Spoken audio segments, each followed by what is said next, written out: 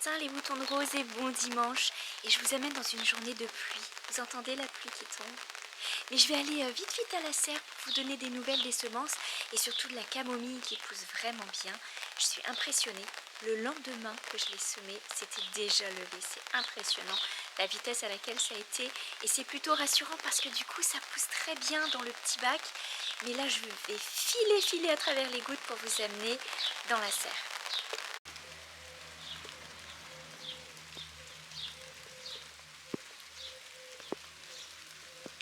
Me voilà à l'abri, mais vous entendez les gouttes, il commence à bien pleuvoir. Je vais me dépêcher avant d'être toute trempée pour rentrer à la maison. Mais c'était essentiel de venir vous voir ce matin pour vous montrer des nouvelles un petit peu de mes semences. Alors il y a quelques petites affaires qui ont poussé, comme ici les achillées, ou encore la gastache qui a poussé un petit peu. Hop, on a aussi quelques lupins qui ont montré le petit bout de leur nez. Donc je vous montre ça et ensuite on rentre se faire un petit thé parce que là je vous emmène dans une journée de slow stitching. Est-ce que vous savez ce que c'est le slow stitching? Évidemment que, certainement que oui, vous devez savoir ce qu'est le slow stitching. C'est prendre le temps de faire des petits points et de rajouter au fur et à mesure de la broderie. Mais ça on s'en parlera tout à l'heure. Pour l'instant je vous montre un petit peu les semences. Donc, comme je vous disais, ici il y a quelques petites achillées qui ont montré le petit bout de leurs petites feuilles. Et si on regarde bien un petit peu ici, il y a une agastache qui est sortie. Donc c'est bon signe, c'est que ça se plaît bien ici, c'est quand même bien humide et bien au sec. Et regardez, je crois même qu'ici on a un petit bébé qui vient juste de sortir. Et en fait il s'agit de la verveine. Et dans mon grand plateau, ici un petit peu seul, la petite pousse de lupin qui est ici mais qui est quand même bien partie. On en a une ici qui est sur le bord de sortir et là vous voyez que là aussi ça sort. Donc là c'est plutôt aussi encourageant parce que ça c'est qu'un plateau de lupin, donc c'est bien.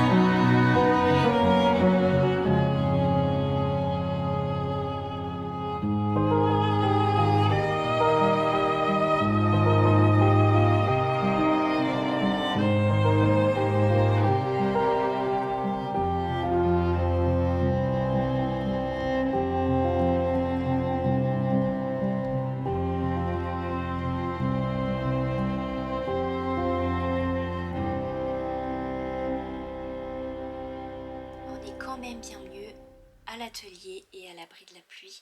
Et on se fait un petit cocon tout cosy. Et j'espère que vous avez passé une belle semaine. Ici, c'était une semaine assez venteuse. D'ailleurs, on sent vraiment que le temps a changé. On dirait un temps de septembre. Même s'il y a des chaleurs qui arrivent encore. Bien souvent, on a une belle arrière-saison en septembre, octobre. Mais là, on sent vraiment que le fond de l'air a changé.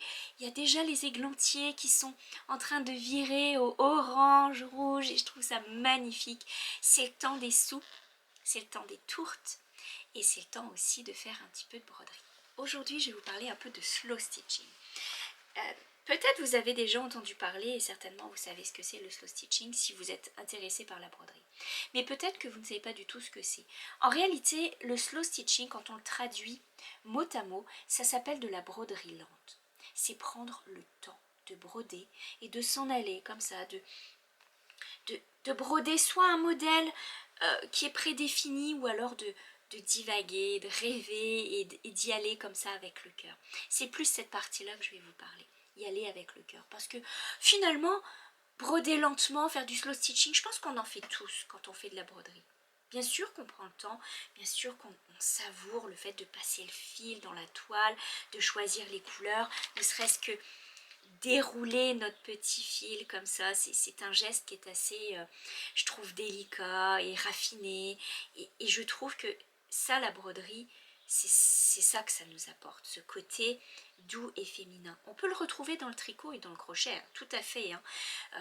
On peut le retrouver aussi avec les tissus, quand on manipule les tissus, les rubans, bref, quand on est une amoureuse des fils et des fibres, alors c'est sûr qu'on passe du temps et qu'on prend le temps de savourer tout ça. Mais le slow stitching, ça peut être aussi, alors il y a plusieurs écoles, mais je vais vous parler de en général, parce qu'il faudrait vraiment creuser à fond le sujet si vous êtes intéressé. Allez voir, il y a des super articles, il y a même des vidéos sur YouTube qui vous expliquent ce qu'est le slow stitching et comment les personnes l'appréhendent.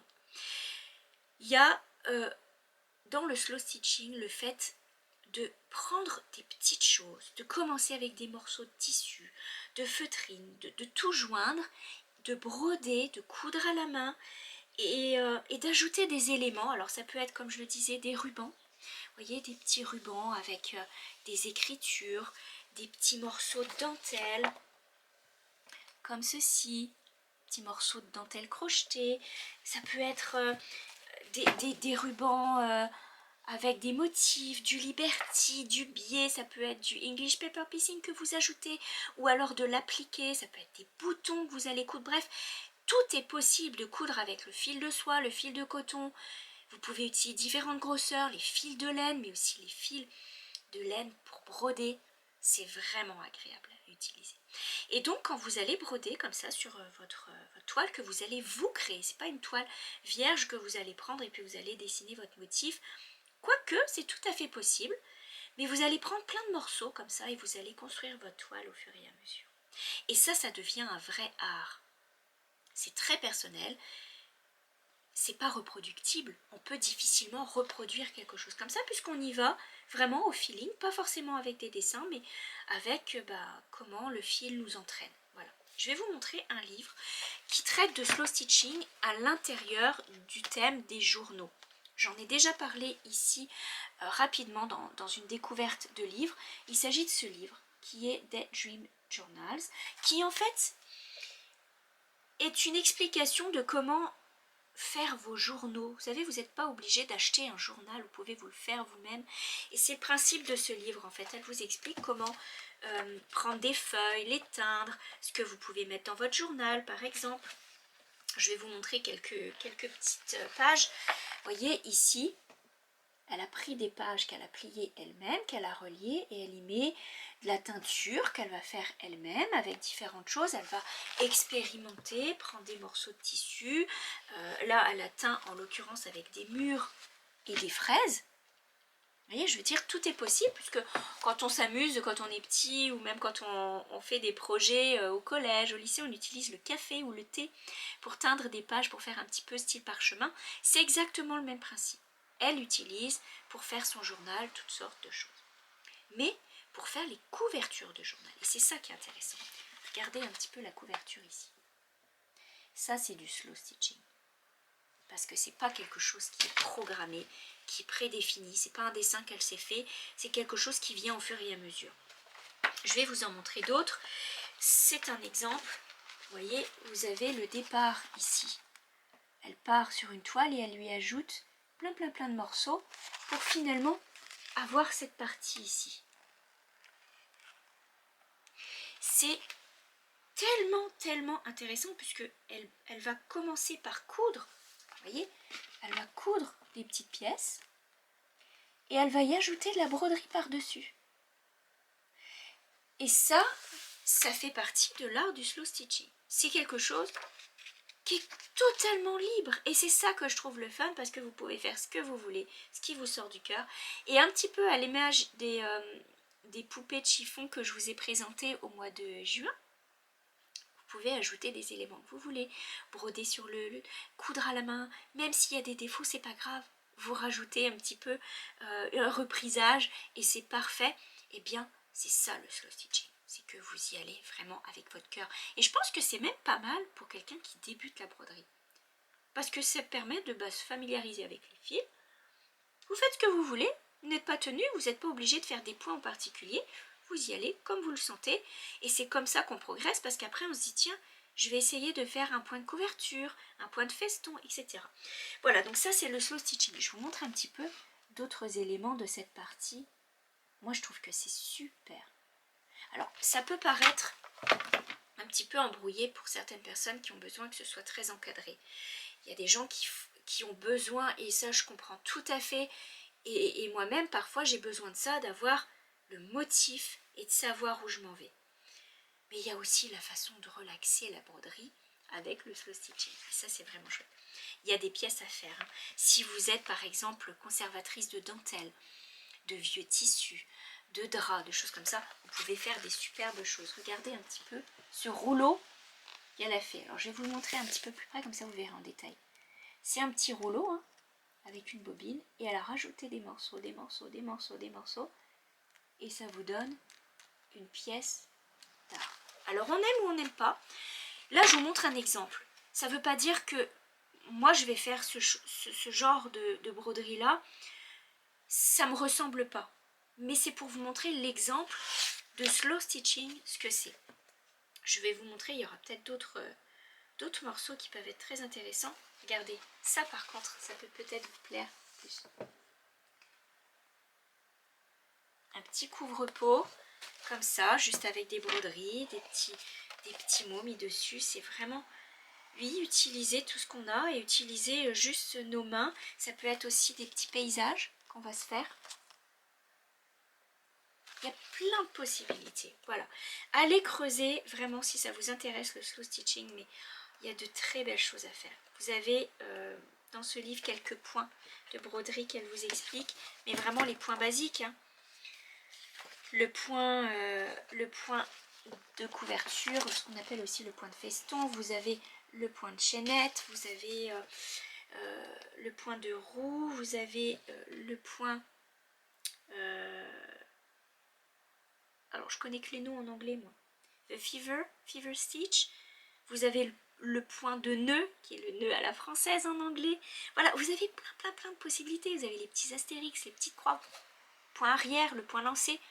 Allez-y, allez avec votre cœur. Moi je dis que c'est ça qu'il faut faire, y aller avec son cœur. Du coup, j'ai ressorti ma toile du souvenir que j'avais commencé. Et aussi ça c'est un truc qu'on retrouve dans le slow stitching, c'est le fait de passer cette broderie dans le temps, de pas y aller vraiment avec toute vitesse pour dire je vais vite finir ça, non.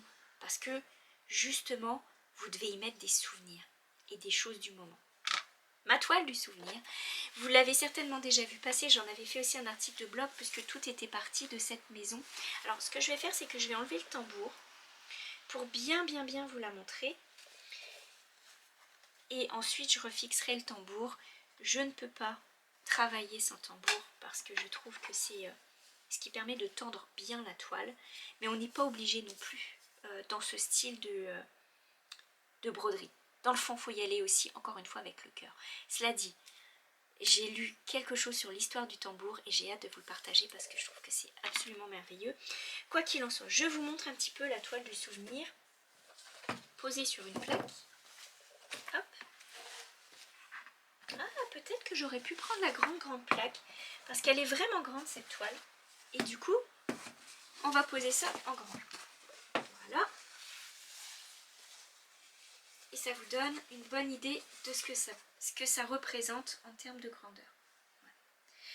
J'étais partie avec une broderie d'un cottage, ici, que j'ai fait avec l'aquarelle. J'ai brodé des petites fleurs, ça je m'étais fait un petit motif pour faire ça. Ensuite de quoi, j'ai cousu plusieurs morceaux de tissu que j'aime particulièrement.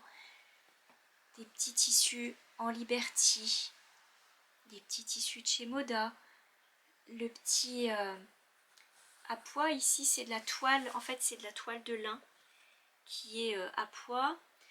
Voilà, j'ai essayé de mettre différents tissus et de retrouver un petit peu des couleurs qui vont se retrouver. Alors ici j'ai fait du English Paper Piecing avec le papillon et je suis en train de broder des échinacées.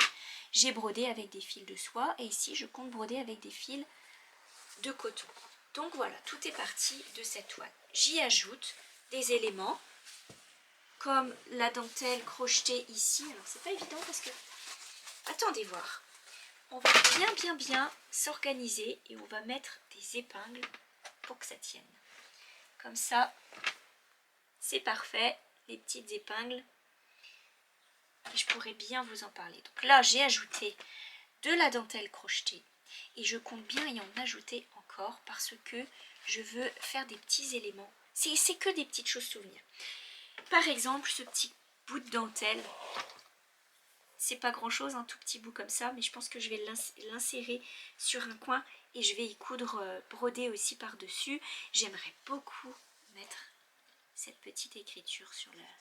Voilà, je vais couper, hein, c'est un ruban qui est écrit. C'est des petites choses que j'ai reçues, parfois, dans des colis, que j'ai gardées et je veux les intégrer parce que pour moi c'est souvenir. Voilà, donc hop. Ah, maintenant que c'est bien maintenu, je peux bien vous en parler. Donc là j'ai ajouté, vous voyez, la dentelle crochetée ici. Bleu, ici de la beige. Et là, je suis en train, donc là je passe de l'autre côté, ici, je suis en train de faire des fraises. Parce que c'est vraiment ce qui anime mon été, c'est vraiment ce qui me fait le coup de cœur cette année. Les motifs de fraises, vous le savez, c'est vraiment ce que j'aime en ce moment, le motif de fraises. Bientôt ça va être l'automne et bientôt ça va être l'hiver et donc il y aura d'autres motifs, d'autres choses qui vont s'ajouter et je trouve que ça va être vraiment chouette. Donc j'ai encore de l'espace pour broder, je peux y ajouter encore des choses, je pourrais à la rigueur le rallonger mais c'est pas ce que je cherche. J'aimerais vraiment en faire, vous savez, comme un panneau de tissu accroché sur une tringle le long d'un mur. Vraiment, c'est vraiment ce que j'avais à l'esprit dès le départ et c'est encore plus ce que j'ai à l'esprit maintenant. Donc je chercherai ça et je verrai pour le mettre quelque part, peut-être dans le couloir de l'entrée, je ne sais pas. C'est vraiment une toile de souvenir. Je veux garder l'image du cottage, des fleurs, des échinacées que j'adore et cette année qui est pleine de fraises. Voilà. Là j'ai mis une petite clé, c'est un petit charme. J'ai ajouté ça. Donc là ici il y aura de la broderie qui va empiéter. Voilà, ça va être complété. J'ai sorti des boutons aussi. J'ai sorti quelques boutons. Alors attendez, je vais essayer juste de refixer mon aiguille. Et j'aimerais beaucoup les mettre dans la toile. J'ai sorti quelques boutons qui étaient dans des boîtes gardées de côté. Il y a des choses qui sont vraiment... c'est des boutons, j'en ai qu'un seul, donc parfois ça peut servir pour des petits sacs, parfois pour des petites choses. Et j'avais tout plein de boutons avec des écritures dessus, avec des lettres. Alors il y en a qui parfois n'ont pas de trous, et parfois ils ont les trous sur les côtés, parfois ils ont les trous sur le dessus. Hop, voilà. Donc ça j'aimerais beaucoup y ajouter. Et alors regardez ce que j'ai trouvé tout à l'heure. un petit bouton fraise. Là c'est vraiment... c'est un signe. Non, j'aime pas dire ça, mais c'est trop drôle. En tous les cas, voilà, c'est le slow stitching. Donc je vous invite pour un petit moment de slow stitching. Et puis certes, ce ne sera pas terminé en une journée, mais en tous les cas, on va profiter de ce petit moment. Je vais ajouter des petits éléments. Je vous fais le petit zoom tout à l'heure. Et moi, en attendant, je vous souhaite de beaux petits points de broderie. À tout à l'heure.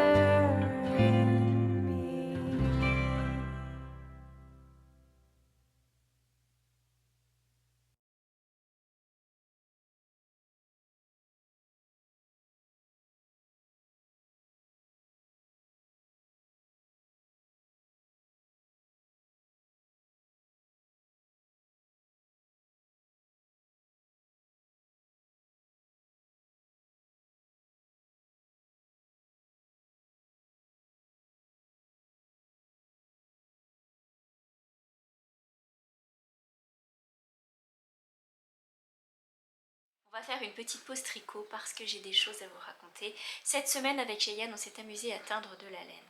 J'ai passé une petite commande chez les ciseaux magiques, notamment pour des aiguilles à tricoter, puisque j'avais besoin de quelques aiguilles, notamment du 4 mm, de 2,5 mm aussi pour les chaussettes. Et j'ai passé aussi une commande pour ma fille qui m'a demandé des aiguilles circulaires 4 mm pour se tricoter une couverture. Je pense que c'est contagieux. Faites attention, c'est contagieux les tricots couvertures. Elle a quelques pelotes de laine qu'elle s'est ramassées chez Action, dans mon stash, et elle m'a dit « Oh, j'ai bien envie de me faire une couverture ». Elle s'est tout mis dans un sac, elle s'est fait son arc-en-ciel de couleurs, et donc c'est parti, elle est en train de se tricoter un châle qu'elle a bientôt terminé, avec aussi une grosse balle de chez Action. Et elle est vraiment contente parce qu'elle se débrouille super bien et ça lui plaît de faire ça. Pour l'instant, elle accroche pas encore avec le crochet, c'est pas son truc, mais le tricot, elle a vraiment accroché et elle est capable de tricoter et lire en même temps, ce que je suis pas capable de faire. C'est l'un ou l'autre. Bon, bref, on s'est amusé parce que chez Les Ciseaux Magiques, donc c'est une boutique en ligne qui est en Espagne. Et ils livrent jusqu'en France. Je ne sais pas jusqu'où ils livrent exactement, hein, j'ai pas regardé pour les autres pays, mais je sais qu'ils livrent en France et ils ont des produits qu'on n'a pas forcément ici. Ce qui fait que c'était chouette de passer ma commande chez eux, j'aime beaucoup, ils sont rapides, c'est toujours bien emballé, ça arrive comme dans une boîte à chaussures et je trouve ça très très joli. Et du coup, on s'est pris quelques écheveaux de laine de la marque Regia ou Regia qui est à teindre. C'est de la laine à chaussettes à teindre. Donc il me restait quelques teintures professionnelles que j'avais déjà de la marque Jacquard et j'ai dit bah on a les masques, on a les teintures, on a la laine, let's go. Fait qu'on a fait quelques écheveaux, alors je vous montre un petit peu. Je vais vous montrer ce que j'ai fait. Et après, je vais vous montrer ce que Cheyenne elle a fait. Tout est parti avec la première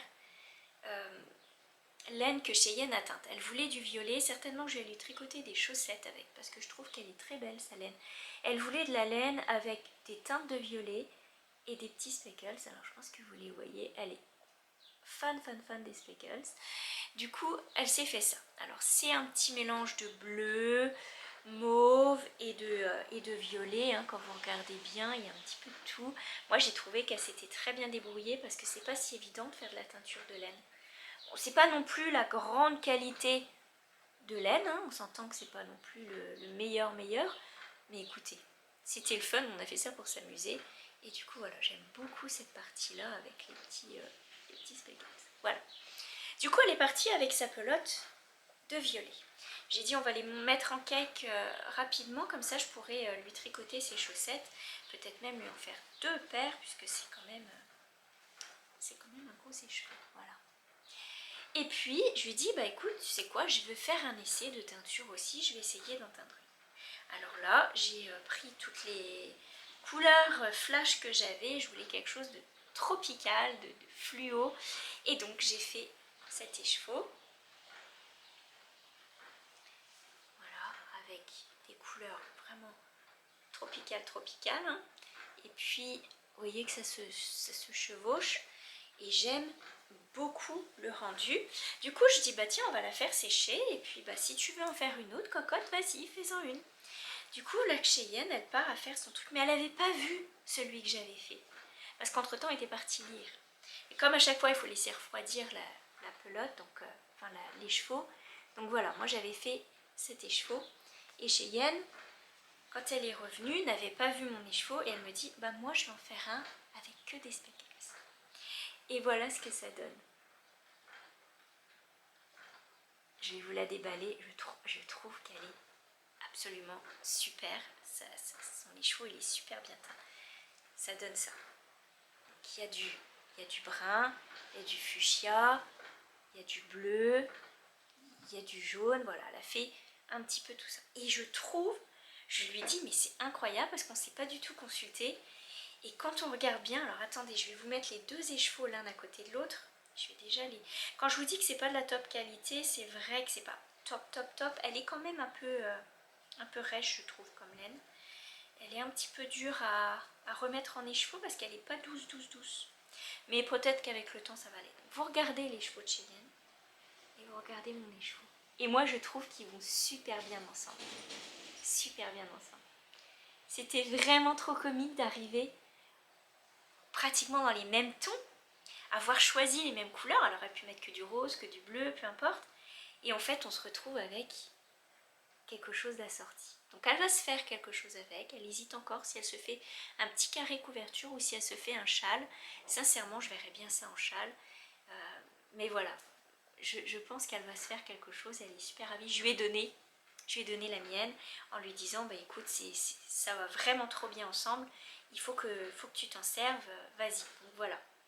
Et moi j'utiliserai son violet pour lui tricoter des belles chaussettes pour cet hiver. Voilà, donc là comme je vous dis, il est un peu dur à remettre en écheveau, mais on va y arriver.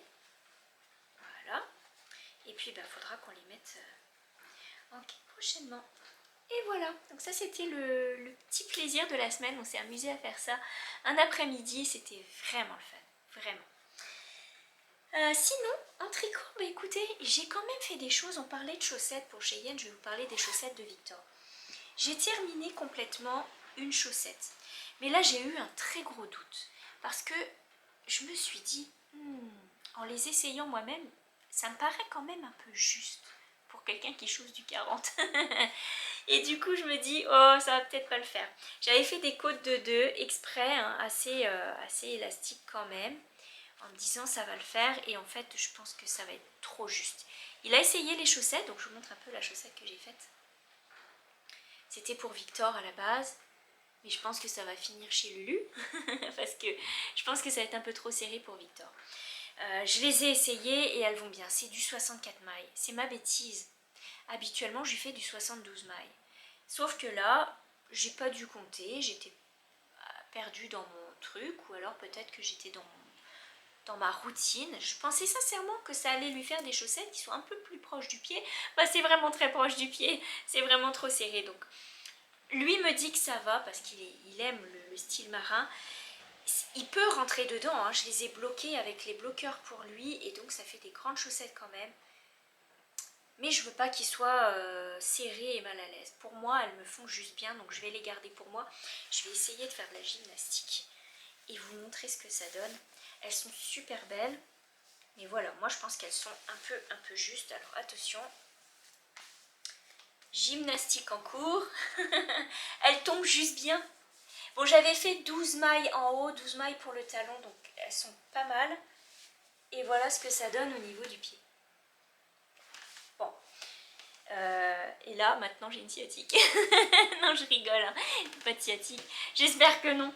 Mais en tous les cas, voilà, c'est des belles chaussettes, sauf qu'elles sont un petit peu serrées, à mon avis, pour Victor, et je trouve ça dommage. Donc, je vais les garder. Je vais faire la deuxième pour moi. Et il me restera quand même un petit peu de laine. C'est une balle qui était normalement de 100 grammes. J'ai le label, hein, c'est de la Lana Grossa, c'est celle-ci. Et c'était 100 grammes. J'ai quand même utilisé une trentaine, attendez que je vous dise pas de bêtises, une trentaine de grammes. Il va m'en rester encore, je vais en réutiliser encore 25-30 grammes, forcément. Du coup, il ne va pas m'en rester assez pour lui refaire des grandes chaussettes comme ça. Mais j'ai la solution. Comme j'utilise la balle de rouge pour faire le... Ouais, ça pète, hein, le rouge. Là, voilà, c'est un peu mieux. Comme j'ai tout cet écheveau que j'avais déjà mis comme ça, je vais l'utiliser. En fait, je vais lui faire les mêmes chaussettes. Je vais utiliser ce qui me restera quand j'aurai terminé de faire la deuxième. Je vais lui tricoter ce qui reste en mettant la pointe, le talon et une grande bordure en rouge. Comme ça, il aura quand même un style marin. Je vais essayer de bidouiller quelque chose avec le reste de laine, mais je ne veux pas démonter cette chaussette parce que je la trouve quand même assez chouette. Je trouve dommage de la démonter. Et voilà, après je me dis, c'est jamais perdu des chaussettes de toute façon dans une famille. Si c'était pas pour moi, ce serait pour Cheyenne, etc. C'est pas trop le style de Chachaï, c'est plus le Chachaï, c'est son petit surnom. Je crois que c'est la première fois que je le dis ici. Chachaï. Quand elle était petite, comme en anglais on dit Cheyenne. On dit pas Cheyenne, on dit Cheyenne. Et mon mari l'appelle Cheyenne. Et moi je l'appelle plus Cheyenne. Ça dépend des moments en fait. Quand je suis fâchée, c'est Cheyenne. Et donc son surnom c'est Chachaï ou Chai Chai. On rigole avec ça, mais depuis toute petite c'est comme ça, c'est Chai Chai. Donc ça n'ira pas à Chachaï, mais ça ira certainement pour moi parce que c'est pas trop son style. Et puis elle aura pas mal de chaussettes dans les tons violets, donc on va rester dans les mêmes tons. Pour Victor, je vais me dépêcher de tricoter ma paire, enfin ma deuxième chaussette, et je lui tricoterai la sienne. On n'est plus à 1 ou 2 semaines près, mais voilà, en utilisant les deux couleurs comme ça, il aura quand même un reste de celle-ci. Et puis moi j'aime bien le style marin, je trouve que c'est chouette. Voilà, donc ça c'était le tricot que en fait tricot boulette, hein. parce que je pensais vraiment que ça allait pouvoir aller. Et puis non, pas du tout. C'est un peu serré. Je trouve quand même dommage d'être mal à l'aise dans son pied. J'ai aussi avancé le top en lin. Le top en lin. Il est pas mal. Franchement, j'ai fait la manche. J'ai fait une manche. Je dois faire l'autre manche. Ça va assez vite à faire. Donc j'ai fait une manche. Je le trouve vraiment très beau. Vraiment. Je trouve qu'il va bien. Alors normalement, il y a comme un petit... Hop, voilà, le dos remonte un peu plus que le devant. Donc là, il y a la première manche, complètement terminée, je ne l'ai pas essayé encore. J'ai peur que ce soit un petit peu lâche, mais bon, moi, j'aime pas être trop serré non plus au niveau des manches. J'aime bien être à l'aise aussi, donc je pense que ça va le faire. En tous les cas, j'ai bien suivi le patron. Alors, c'est marrant parce que pour le yoke, ce patron, il est super bien fait. Vraiment, il est en français aussi, et est en anglais et en français. Et j'ai trouvé que vraiment les explications du yoke étaient super. Mais alors quand on arrive à la séparation des manches et au tricot des manches, les explications sont vraiment légères. Vraiment, si vous n'avez jamais tricoté de pull, vous êtes complètement perdu. Ah, vous dit de reprendre les mailles, de remonter celles qui sont en dessous des manches, et vous devez arriver à tel nombre de mailles quand vous avez fait toutes les réductions. Faites les réductions de chaque côté du marqueur. Mais vous faites quoi comme réduction et où? Est-ce que vous les faites le marqueur, une réduction? Est-ce que vous faites le marqueur, une maille, une réduction? Il n'y a aucune indication, donc c'est un petit peu Joe la débrouille. Mais bon, c'est faisable. Quand on a déjà tricoté, on sait comment réduire pour les manches. Sur ce patron-là, ce que j'ai fait, c'est que j'ai fait au plus simple, c'est-à-dire que j'ai repris les mailles en dessous du bras, les mailles en attente au-dessus, et puis quand il arrivait le moment des réductions, donc j'avais mon marqueur de début de tour et de début de rang, je faisais mon marqueur, je tricotais 2 mailles ensemble, je tricotais tout le rang jusqu'aux 2 dernières mailles et je faisais un surgessin. Ce qui fait que les réductions, elles sont pincées comme ça. Si vous faites 2 mailles ensemble, ça partira comme ça. 2 surgessin, ça partira comme ça. Donc c'est bien de faire les deux mailles ensemble et surgessin, ce qui fait que vos mailles, elles se regroupent vers le marqueur. Et donc, je ne sais pas si ça se voit, par exemple. Regardez. Voilà. On les voit qui se rejoignent au niveau du marqueur. J'ai fait cette méthode la plus simple. J'ai pas fait le marqueur, une maille, 2 mailles ensemble, etc. J'ai fait vraiment plus simple. De toute façon, on ne vous donne pas d'indication. C'est pas bien grave. Quand c'est en dessous du bras, de toute façon, on n'est pas là à regarder. Montre-moi tes réductions en dessous du bras. On n'est pas à regarder ça. Mais quoi qu'il en soit, je trouve que c'est important quand même de savoir être bien guidé pour un patron. Et j'ai trouvé ça un peu léger au niveau de l'explication des manches. Ça, c'est vrai. Par contre, les explications pour le haut, qui est quand même simple, hein, avec la grille, très simple. Mais les explications et tout, même pour les raclants, j'ai trouvé ça super. Et là, les manches passaient un petit peu, ouais, comme si c'était quelque chose d'acquis, mais ça ne l'est pas forcément. Enfin, c'est pas un modèle bien compliqué. Là, je suis en train donc de faire le bas pour le moment. Donc là, j'ai l'autre manche à faire. Bah, j'ai eu envie de tricoter un peu, juste tout simple, en rond, sans diminution. Donc je suis en train de faire le corps. J'avance bien, tranquillement. Et puis bah voilà, hein, ça se prend une petite heure par-ci, une petite heure par-là. Alors en ce moment, c'est le matin quand je déjeune, vu que je me lève tôt. Je me lève en même temps que mon mari, vers 6h15. Ce qui fait que je prends mon petit déjeuner. Et pendant 1 heure, je tricote. En déjeunant, je prends bien mon temps. Cette semaine, ça a été vraiment du repos. J'ai vraiment pris le temps, surtout que bon, c'était pas génial encore, mais voilà, je commence à souffler et aller un petit peu mieux. Donc là, tant mieux. Ce qui fait que 1 heure le matin, en déjeunant, en regardant une petite vidéo, en regardant un petit reportage sur les fleurs, sur les animaux, etc., c'est vraiment très agréable. Il n'est pas du tout désagréable à tricoter. La laine est toujours la même, donc c'est pas quelque chose que j'aime pas faire. Au contraire, j'apprécie de le tricoter. J'ai aussi terminé le bas du pull pour Cheyenne. Alors j'ai fait les côtes, elle l'a essayé et il lui va juste bien. Elle m'a dit la longueur est juste bien.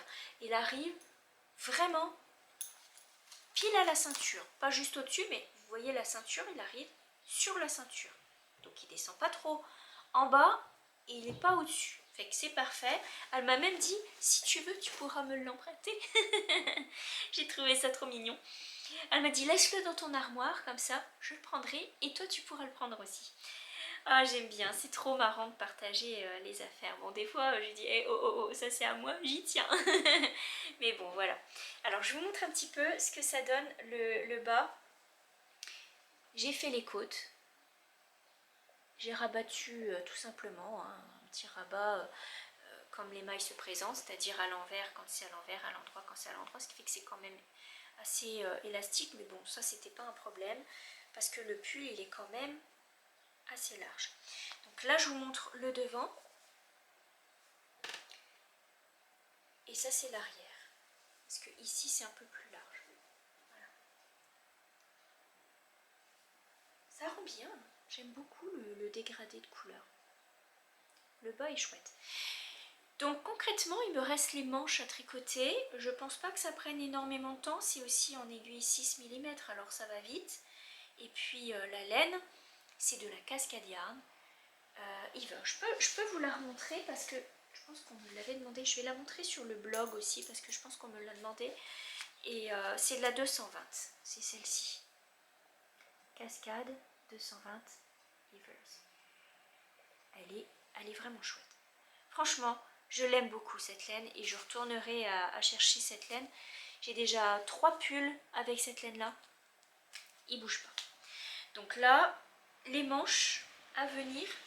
Et puis hop, on pourrait être à l'automne avec mon petit potage. Et il manque mon petit bol de potage. Tiens d'ailleurs, je vais faire une soupe ce soir. Je vais faire une soupe. Oh, c'est pas la vraie soupe d'origine parce que bah, ça prend vraiment un doigté pour la faire. J'ai une amie qui maintenant est décédée, hein, elle était déjà âgée, et c'était une bonne amie. Et elle nous faisait de la soupe marocaine, la harira. Je sais pas si vous connaissez, mais moi j'adore cette soupe, vraiment. Avec les, alors elle mettait des pois chiches, elle mettait des lentilles, du poulet, la petite sauce avec la coriandre et le bouillon et tout, c'est excellent. Donc je vais essayer de faire une petite soupe comme ça ce soir, petit potage, parce que le temps s'y prête, le temps s'y prête, oh aïe aïe, le temps s'y prête, et vraiment j'apprécie quand il pleut de manger une soupe, c'est génial. Hier soir on s'est fait des crêpes au jambon, on recommence à faire les petits plats d'automne, et là j'ai l'impression de revivre, vraiment. Bon, c'est vrai qu'il faut l'été, il faut toutes les saisons, on en a besoin, le soleil, la chaleur, ça fait du bien aussi, on a besoin de se réchauffer. Vous savez, je pense que il y a une année, l'hiver, j'avais dit à une amie, j'avais tellement froid aux os, j'avais dit j'ai juste la tête à la chaleur pour être comme un lézard, pour me réchauffer l'intérieur de mon corps. La chaleur de l'été, c'est ça que ça fait, ça réchauffe notre corps. Et il en faut pour tout le monde, et oui, l'été ça reste très beau, mais c'est vrai que ça a été pénible cette année. C'est soit ça a été très chaud et très risqué, d'ailleurs je pense à vous, hein, si vous êtes en risque incendie, c'est effrayant, et d'un autre côté il y a des coins où il a fait super froid. On rigolait avec une amie en se disant mais est-ce qu'on habite le même pays, parce qu'on n'a vraiment pas la même météo, mais vraiment pas. Quand moi j'étais en t-shirt et en tongs, elle était en pull et en boots. Et c'est vraiment à croire qu'on n'habite pas le même pays. Mais bon, voilà. C'est pour moi chouette que l'automne arrive. Mais j'ai une pensée aussi pour les personnes qui n'aiment pas trop l'automne ni l'hiver. Et qui n'aiment pas que les journées raccourcissent. Alors là, petit clin d'œil à vous. Mais en tous les cas, faites-vous votre soleil intérieur. Mettez-vous de la chaleur à la maison. Et il me reste la couverture au crochet à vous parler, parce que j'ai considérablement avancé cette semaine. J'ai fait à peu près 2 rayures par jour. Ça paraît pas, hein, 2 rayures, mais c'est quand même un aller, un retour, un aller, un retour, et c'est beaucoup de mailles. Il me semble que pour monter, le nombre de mailles à monter sur cette couverture, c'est un modèle gratuit, hein, donc je peux vous le dire, c'est 198 mailles en tout. Donc 4 fois 198 mailles comme ça, 2 rayures par jour et ça se fait bien, il me reste 18 rayures. J'arrive au bout presque. Regardez un peu l'épaisseur de la couverture. Tellement contente de ce que ça fait, tellement contente de la tournure. Ces couleurs sont juste merveilleuses et en plus, regardez, elles s'associent super bien avec le pull. Hey, je vais mettre le pull et je vais le mettre sous la couverture, ça fera camouflage.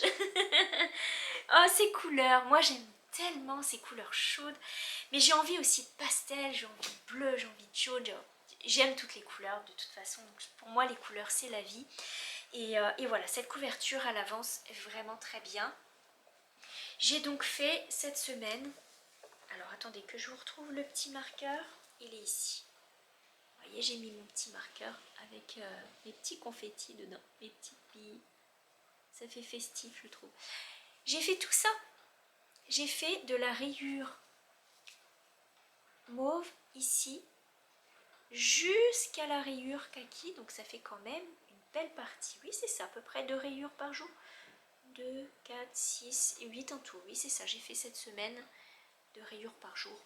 Bon, il y a peut-être un jour que j'ai sauté. En tous les cas, j'essaye de continuer de faire 2 rayures par jour, comme ça, en regardant un petit reportage. En ce moment, je regarde des documentaires sur le Moyen-Âge. Je trouve ça très passionnant, notamment les monastères en Angleterre. Vraiment, au Moyen-Âge, super, super intéressant. Mon fils et mon mari regardent aussi Oak Island, le trésor d'Oak Island. Alors déjà, ça fait doublement plaisir parce que Victor, il aime tout ce qui est les Templiers, l'histoire. D'ailleurs, cette semaine, je lui ai offert un gros livre de l'histoire avec les cartes. Super beau livre. Et il regarde les mystères d'Oak Island où il cherche le trésor. Ça passe sur C8 et c'est au Canada. Du coup, c'est en Nouvelle-Écosse, c'est une île sur la Nouvelle-Écosse et ça fait tellement plaisir parce qu'on voit des choses qu'on avait l'habitude de voir, donc c'est comme si on était proche du pays et Victor adore vraiment tout ce qui touche au trésor des Templiers et à l'histoire. Du coup, il est vraiment fixé là-dessus et je regarde avec eux en même temps. Hop, du coup, on regarde en replay parce que ça passe le matin, mais bon, le matin on est tous à nos occupations, donc on regarde ça en replay avant de manger et je profite de faire la couverture. Donc ça avance quand même bien, 18 rayures qu'il me reste. Je trouve que c'est quand même raisonnable, j'arrive proche de la fin. J'aurai plus que la bordure et ça y est, ce sera plié pour cette couverture. Elle pourra rejoindre toutes les autres, quoique ma fille me disait que ça tenterait bien de la mettre dans sa chambre, peut-être pour un des lits superposés. Bref, on verra. Je passe à autre chose, ensuite une autre couverture parce que avoir un projet couverture, c'est le long terme, je trouve que c'est vraiment génial. Donc je vais me lever pour que vous puissiez bien la voir. Et puis comme ça, je vous la montrerai bien en grand, vous verrez jusqu'où elle est montée. La dernière fois, je crois qu'elle m'arrivait à peu près ici, je sais plus, au niveau de la poitrine. Elle va vraiment avoir monté, je pense, jusqu'au niveau du cou. Et puis, je vais vous laisser parce que je vais aller faire cuire ma soupe et aussi retourner à mon slow stitching. Je vous montre un petit peu ce que j'ai fait aujourd'hui. J'ai cousu les petits boutons. Alors, ça tient pas super bien quand ça bouge, mais quand ça va être fixé, je pense que ça tiendra mieux. Et j'aimerais beaucoup marquer Home Sweet Home.